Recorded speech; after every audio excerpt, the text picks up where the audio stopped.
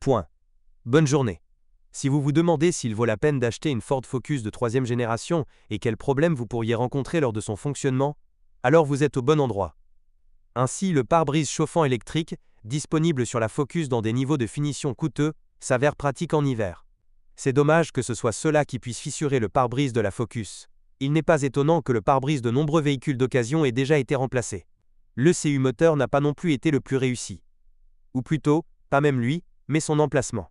Les ingénieurs ont placé le bloc derrière l'aile avant gauche, sans penser du tout qu'en raison d'une doublure d'aile détachée et de la saleté et de l'humidité pénétrant à l'intérieur, ou d'un petit accident, le bloc coûteux pourrait tomber en panne. Le fait que personne n'allait préparer une 3e Ford Focus spécialement pour nos conditions difficiles est prouvé par la minuscule garde au sol. Au début, ce n'était que 120 mm. Ce n'est qu'après 2015 que la garde au sol a augmenté jusqu'à 165 mm, après quoi il est devenu plus ou moins facile de conduire la Focus sur nos routes. Avant cela, non seulement le soubassement de la voiture était en danger, mais également les radiateurs du climatiseur et du système de refroidissement. Vous pouvez endommager ce dernier simplement en faisant marche arrière depuis un trottoir peu haut. De plus, les radiateurs Focus souffrent souvent de gros graviers volant sous les roues des voitures qui les précèdent. De plus, les radiateurs Focus ne résistent pas aux collisions frontales, même légères. Ils sont situés immédiatement derrière le pare-choc, c'est pourquoi même un léger coup signifie le plus souvent leur remplacement complet. Lors de l'inspection de la carrosserie Focus, vous devriez examiner de plus près l'espace entre l'aile et le pare-choc arrière. Les vibrations constantes entraînent un défacement progressif de la peinture au point de contact entre le pare-choc et l'aile. Idéalement, après l'achat de la voiture, il serait judicieux de coller un film protecteur transparent sur les pièces en contact.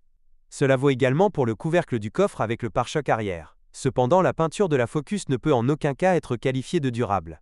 L'optique de la tête de buée est un autre problème typique de la Focus de 3e génération. Ceci est particulièrement désagréable si la voiture est équipée de phares au xénon. Heureusement, il n'est pas difficile de résoudre le problème en remplaçant les bouchons standards par les mêmes, mais avec des trous d'aération.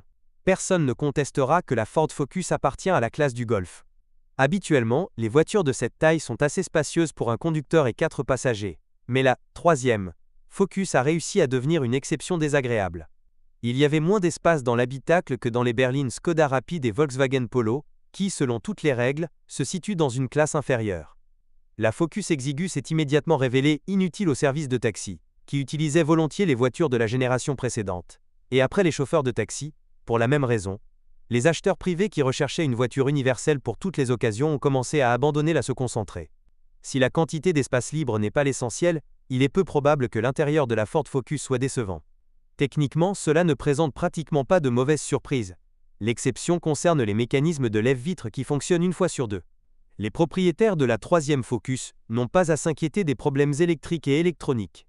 Même le blocage du verrouillage du couvercle du coffre, dont se plaignaient souvent les propriétaires de voitures de la génération précédente, n'est pas un problème pour la Focus de 3e génération.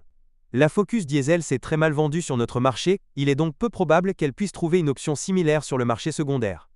La plupart des voitures présentées ont sous le capot un moteur à essence de 1,6 litres qui, selon le degré de suralimentation, développait 85,105 ou 125 chevaux. La version avec 85 chevaux ne peut pas être recommandée à l'achat. Cette puissance est trop faible pour la Focus. Une voiture d'une puissance de 105 chevaux ne vous surprendra pas non plus par sa dynamique, mais pour les chauffeurs de taxi qui ont initialement acheté la Focus par habitude, c'était largement suffisant. Ils furent les premiers à se plaindre des mauvais démarrages, des déclenchements et des pertes périodiques de traction du moteur de 105 chevaux. Il s'est avéré que tout cela était dû à l'échec du micrologiciel de l'ECU du moteur. Bien entendu, le problème a été rapidement corrigé. Dans l'ensemble, le moteur de 1,6 litres s'est avéré très fiable. Le constructeur a mesuré 250 000 km avant la révision, mais la pratique a montré qu'avec un entretien régulier de haute qualité, ce groupe motopropulseur peut facilement parcourir 300 à 350 000 km. Le remplacement de la courroie de distribution devrait officiellement être effectué à un kilométrage de 160 000 km, mais en réalité, il s'est avéré qu'il est préférable de réduire de moitié ce chiffre. D'ailleurs, il ne sera pas possible de remplacer une courroie sans un équipement spécial qui permettra d'éviter de perdre des phases. Quant à la courroie d'entraînement des accessoires, elle ne dure que 25 à 30 000 km, bien que les gens de Ford eux-mêmes aient mesuré 120 000 km pour elle. La Focus équipée d'un moteur essence de 2 litres représentait environ 15% de toutes les ventes. Cette unité, issue de la gamme électrique américaine Focus, se distingue par une injection directe de carburant et un calage variable des soupapes. Initialement, le moteur développait 149 chevaux, mais de nombreux propriétaires, à la fin de la garantie, en utilisant un nouveau firmware, ont augmenté la puissance à 163 chevaux ou plus.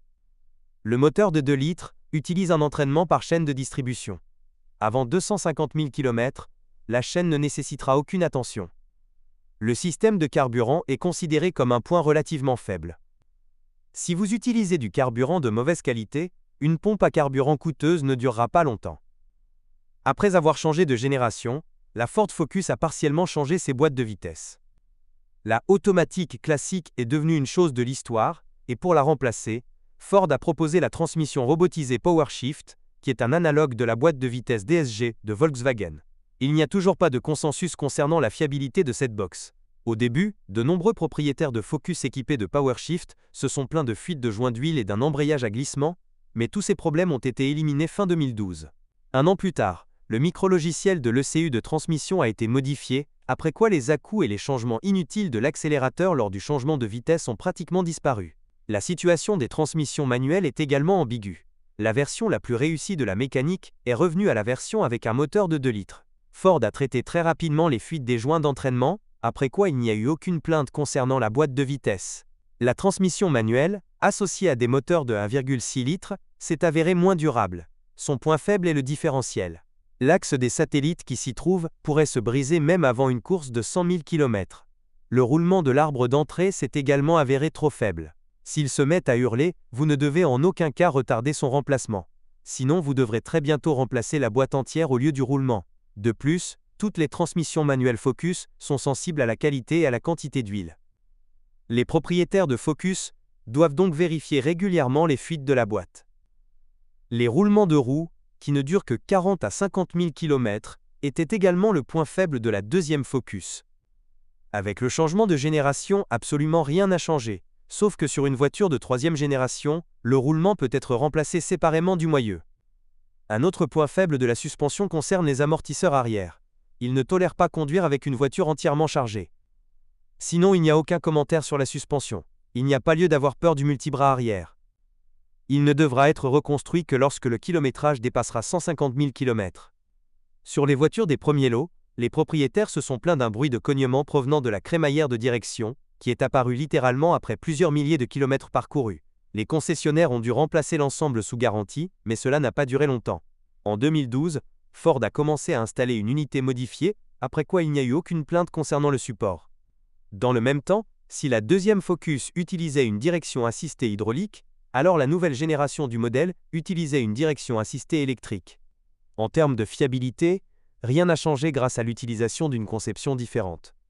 La Ford Focus de troisième génération ne peut certainement pas être qualifiée d'exemple de fiabilité. Mais le fonctionnement de cette voiture ne sera certainement pas ruineux. D'autant plus que l'offre de pièces détachées pour la Focus est tout simplement énorme. Techniquement, la troisième Focus est devenue plus complexe que son prédécesseur, mais ce n'est pas un gros problème. Des services où les mécaniciens connaissent toutes les caractéristiques de ce modèle sont disponibles dans n'importe quelle ville plus ou moins grande. Si vous êtes propriétaire, assurez-vous de laisser un commentaire sur cette voiture, votre avis aidera certainement les autres à choisir une voiture.